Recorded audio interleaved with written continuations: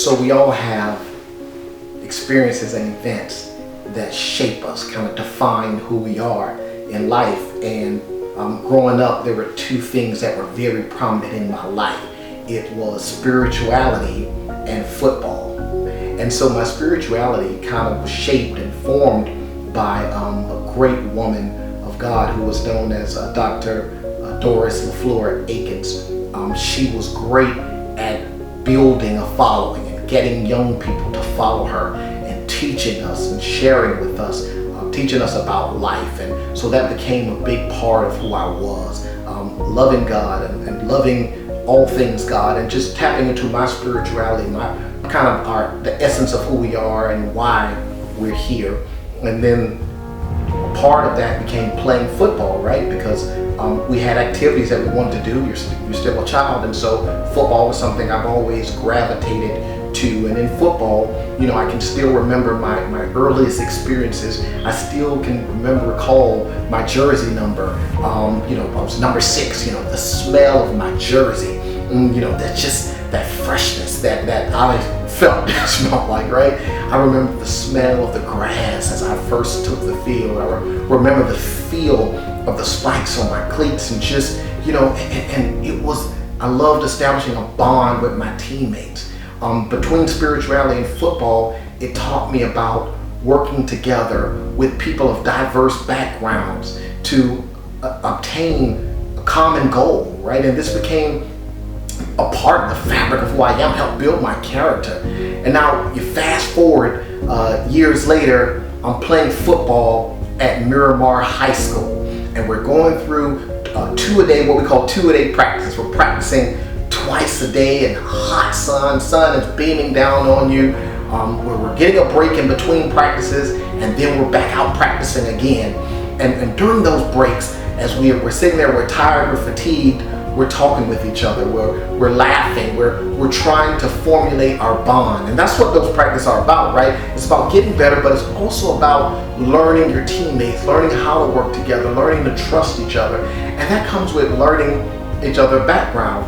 And so my teammates started to understand my spirituality, and we started to talk about that in our downtime and as we had time to speak. And I remember, kind of a prominent moment that happened during my high school years that kind of, I feel, helped shape the course of my life. And I remember it so vividly. After all of our practicing, after all of our bonding, we found ourselves losing our first 3 games of the season. And I mean, when I say we lost these games, it was not even close. We were getting blown out. And it was funny to us because it was our first experience in adversity. The previous year, we played junior varsity football, and we didn't lose a game. And we kind of thought that as we moved to varsity, it would follow us the same, right? We would win every game, but that wasn't the case. And we experienced adversity as far as losing and not being together as a team. But I remember after we've lost our first 3 games, we experienced the most emotionally draining and challenging weeks of our lives. One of our fellow classmates, someone we had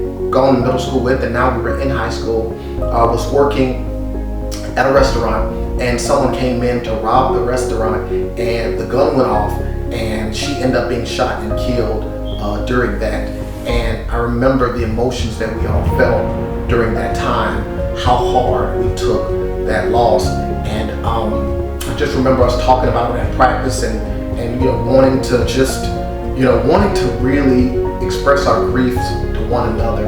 And so it became a very emotionally taxing week of practice. And I also remember right before the game, our tight end, one of the players on our team, his father died in a car accident. And I remember how that moment was kind of that moment where we were just like, wow, what devastation. And just before the game, our coach started talking to us, and he said, and I remember with tears in his eyes, he said, "Gentlemen, after all we've been through this week, I don't know what else it's going to take to get you guys to realize the importance of togetherness and winning as a group." And I remember that, and we all became teary-eyed in that locker room that day. But I remember pulling aside one of the players who I was close to, and talking to him, and we called him Henderson. And so Henderson, I told Henderson, I said, "Look, Henderson, if we're going to win this game tonight. We haven't won a game. The team we're playing hasn't lost a game. It's going to be on your shoulders. We are going to count on you to deliver the victory. So you're going to have the best game of your life. And I told him, I said, I believe in you. I know you can be the best. If you can believe it, I'm telling you, you can lead us to victory. You can realize something so great and substantial tonight. It turned out to be prophetic. I mean, and to this day, he's still known. His reputation is still built on that game he had that night, right? It's crazy. He ended up scoring 5 touchdowns that night, and we won the game. After all of our tears, after all the heartbreak experienced during the week, we won that game on the shoulders of Henderson. And I remember the next day in the Sun Sentinel, they ran an article that said, Henderson lifts inspired Miramar. I never forgotten that article. And it was after that Henderson came and he told the team that the reason he was able to perform at that level is because, and I'll use his words, that Ray got into my head, right? He said, he spoke to me emphatically before the game and inspired my performance. And that was kind of that impetus for me wanting to be in a leadership role, right? To be involved in the leadership process, because I realized advancing people was very rewarding. While I did not get the credit, my name was not mentioned in the paper. As a matter of fact, I was a reserve player. I didn't even contribute much to the victory. But I learned that I did need glory, that it felt so good advancing someone else. And it was kind of my earliest forays into leadership. And so many of my teammates started coming to me to receive inspiration. I became the inspirational leader of the team. As a matter of fact, several of them started attending church with me, looking for that spiritual leadership, that transcendent leadership, if you will, that I exhibited, and wanting to follow my lead and wanting for me to speak inspirational words to them so they could perform at a high level. And so, that's been my motivation throughout the course of my life.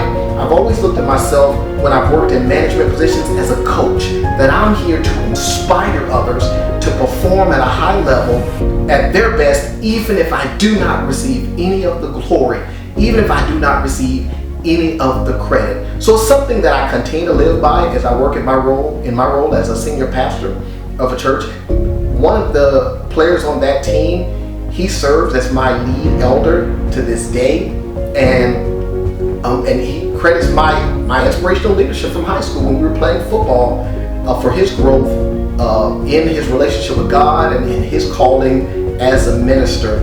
And so it was a funny story that recently Henderson came back and visited us at the church, and we all took a photo together and reminisced on that game and reminisced on our times playing football together. And it's just, it was a good time, and it's once again, it's one of those experiences that shaped my life, and I carry it with me to this day. And it reminds me of a quote from John Maxwell that I have embraced. I heard it years ago, but it simply says, you can have everything you want in life if you help enough people get what they want. And I'm all about helping people get what they want in life, realizing their dreams, and I don't need the credit for it, once again, like I've said, because to me, the essence of leadership is making it all about the people you're leading, the people you're inspiring to a better performance. So that's what helps shape me. That's what motivates me to this day. And that's what I want to share. That's my experience.